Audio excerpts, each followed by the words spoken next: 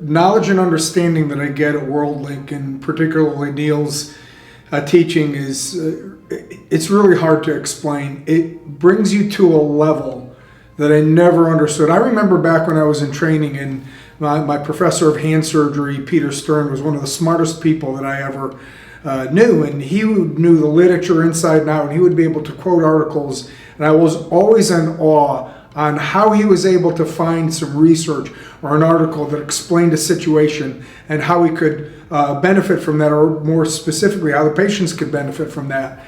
Neil may be better at doing that than Peter ever was.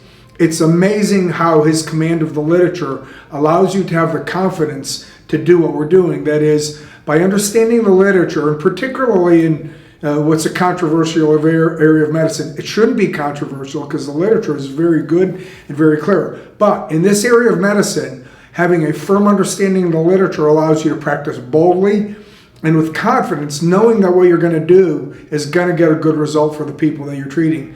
And by doing that in my practice, I see it every day. People are happy, they get great results, and as a result of that, I have a practice that I can't even keep up with.